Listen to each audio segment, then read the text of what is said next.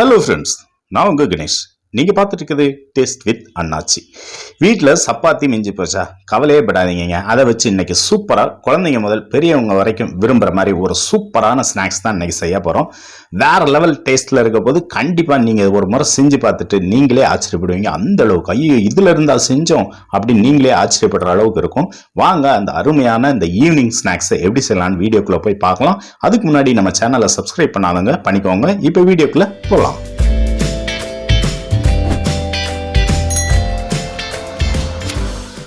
Okay friends, இன்னைக்கு நாங்கள் காலையில் போட்ட சப்பாத்தி ஒரு 6 வரைக்கும் மீதமாயிருச்சு.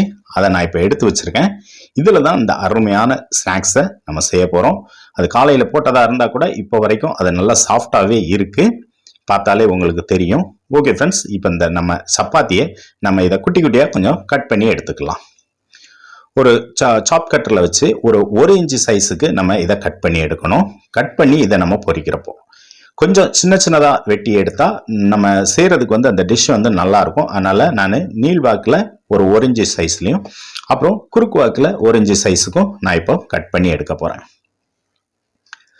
நீங்கள் ஒரு 5-6 சப்பாத்தி இருந்துச்சுன்னா 2 சப்பாத்தியாக எடுத்து வச்சு ஒன்றுக்கு மேலே ஒன்று வச்சு நீங்கள் கட் பண்ணிக்கலாம். ஒரு சைடு குறுக்க வெட்டிட்டு அப்புறம் மறு சைடு இந்த மாதிரி குறுக்க கட் பண்ணி எடுத்துக்கோங்க.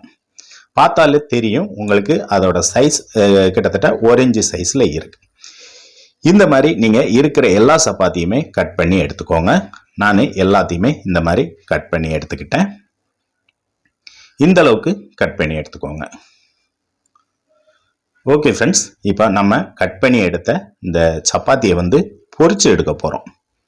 அதுக்காக நான் ஒரு கடாயில் ஒரு 100 to 150 ml வரைக்கும் எண்ணெய் ஊற்றிருக்கேன். இது சூடாகட்டும். நல்ல சூடான உடனே கொஞ்சம் கொஞ்சமாக போட்டு இதை பொரிக்கணும். இந்த சப்பாத்தி உடனே செவந்து வந்துடும். அதனால் நீங்கள் லோ ஃப்ளேமில் வைக்காதீங்க, கொஞ்சம் ஹைலேயே, அதாவது ஹை இல்லாட்டிலும் ஒரு மீடியம் ஃப்ளேமில் வச்சுட்டு நீங்கள் போட்டு ஒரு 2 நிமிஷத்தில் போதும், அது பொரிஞ்சு நல்லா செவந்து வந்துடும். ஏன்னா சப்பாத்தி ஏற்கனவே நம்ம வேக வச்சு எடுத்து சப்பாத்திங்கிறதுனால எண்ணெயில் போட்ட உடனே சீக்கிரமாக அது பொரிஞ்சு வந்துடும். கொஞ்சம் மீடியமுக்கும் அதிகமாக தீ வச்சிங்கன்னா நல்லா செவந்து டக்குன்னு பொரிஞ்சு வரும், நல்ல கிறிஸ்பியாகவும் இருக்கும். அதனால் நீங்கள் தீயை அதிகமாகவே வச்சு நீங்கள் பொரிச்சு எடுங்க. இப்போ நான் இப்படி ஒவ்வொரு செட்டாக நான் போட்டு இந்த சப்பாத்தியை பொரித்து ஓரளவுக்கு நல்லா சிவந்து வந்தோடனே எடுத்து வச்சுக்கிறேன். ரொம்ப கரிகிடக்கூடாது, அப்புறம் டேஸ்ட் இருக்காது. நான் இருக்கிற சப்பாத்தி எல்லாத்தையுமே இதே மாதிரி நான் பொரித்து எடுத்துக்கிட்டேன். இப்போது இதை ஒரு மிக்சிங் பவுலுக்கு மாற்றிக்கலாம். இது மிக்சிங் பவுலில் மாற்றிட்டு நம்ம ஒரு பல்லாரி எடுத்து அதை குட்டி குட்டியாக கட் பண்ணிக்கலாம். நான் இந்த 6 சப்பாத்திக்கு ஒரே ஒரு மீடியம் சைஸ் பல்லாரி எடுத்திருக்கேன்.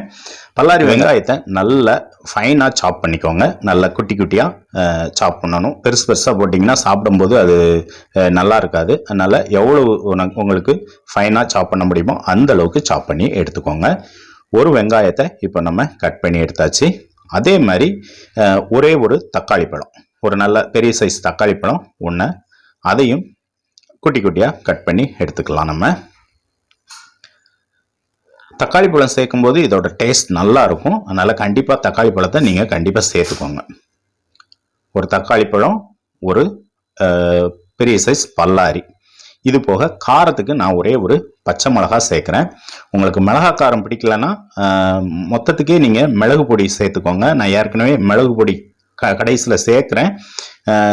மிளகா பிடிக்கலன்னா மிளகு பொடி கொஞ்சம் கூடுதலாக சேர்த்துக்கோங்க. நான் ஒரே ஒரு மிளகா சேர்த்துருக்கேன். கூடவே கொஞ்சம் கருவேப்பிலை, அதையும் நல்லா பொடிசாக கட் பண்ணி சேர்த்துக்கோங்க. அப்புறம் நல்லா ஒரு கொத்து மல்லி இலை, அதையும் நல்லா சுத்தம் பண்ணி கழுவிட்டு அதையும் நைஸாக சாப் பண்ணி இதோட சேர்த்துக்கலாம். ஆக வெங்காயம், தக்காளி, மிளகா, மல்லி, கருவேப்பிலை இவ்வளவும் இப்போ நம்ம பொரிச்சு வச்ச சப்பாத்தியில் இப்போ போட்டுக்கலாம். இவ்வளவு போட்டுட்டு அடுத்து இதுக்கு டேஸ்ட் கொடுக்கக்கூடிய ஒரு மீடியம் சைஸ் இது எலுமிச்சம்பழம். பெரிய பழமாக இருந்தால் அரை பழம் போதும், அதை நல்லா புளிஞ்சு விட்டுக்கோங்க. நான் சின்ன பழமாக இருந்ததுனால ஒரு பழம் போட்டிருக்கேன். போட்டுட்டு இந்த வெங்காயம் தக்காளிக்கு தேவையான அளவு உப்பு, ஏற்கனவே சப்பாத்தியில் உப்பு இருக்கும், அதனால் இந்த வெங்காயம் தக்காளிக்கு மட்டும் சேர்த்தா போதும்.